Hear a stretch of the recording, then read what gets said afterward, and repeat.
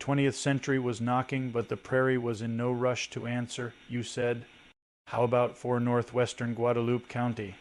Chatgapt said in 1911 Northwestern Guadalupe County, Texas, covering rural communities like Geronimo, Clear Springs, Staples, and stretches along the Sibulo and San Marcos rivers existed in a liminal space between post-frontier traditions and early 20th century transformation. The area was primarily agricultural but threaded with cultural diversity, environmental volatility, and emerging signs of infrastructural and political change, agriculture and daily economy.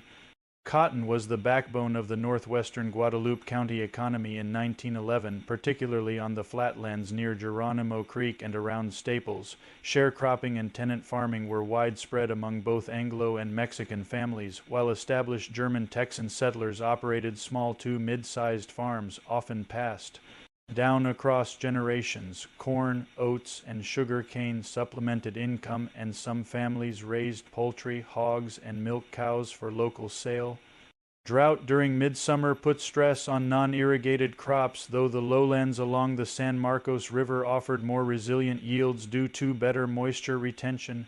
Labor shortages during harvest brought in seasonal Mexican workers, many displaced by the Mexican Revolution. Small cotton gins near Geronimo and Clear Springs hummed with activity in late summer and early fall. However, economic volatility due to fluctuating cotton prices and limited access to broader markets led many farmers to advocate for improved rail access and road development, transportation, and infrastructure.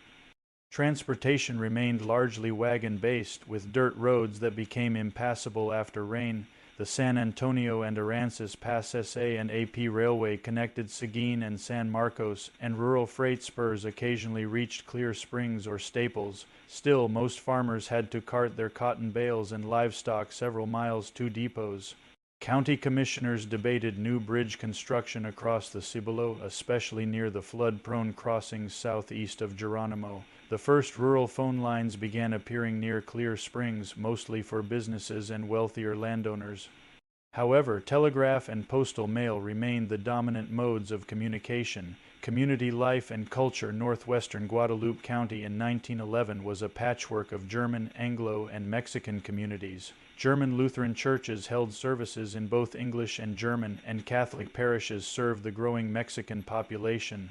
Bilingualism was common, though pressure from state educators to transition schools to English-only instruction had begun to generate quiet tension. Social events centered on church picnics, dances at local halls, and seasonal fairs. The shooting clubs and singing societies retained popularity among German Texans, while Mexican families celebrated feast days with traditional food and music. Education and public sentiment. One-room schoolhouses dotted the countryside, many underfunded and reliant on part-time or itinerant teachers. Children often missed class during planting and harvest seasons. English language education was being pushed by state authorities, though many German and Mexican parents resisted rapid cultural assimilation. The Guadalupe County School Board began consolidating rural schools, a controversial move in outlying areas. Temperance and prohibition debates reached rural voters in 1911, with strong opposition from German and Catholic communities. Prohibitionists canvassed aggressively near Clear Springs and Staples, often met with resistance from saloon owners and cultural traditionalists. Law, labor, and political undercurrents.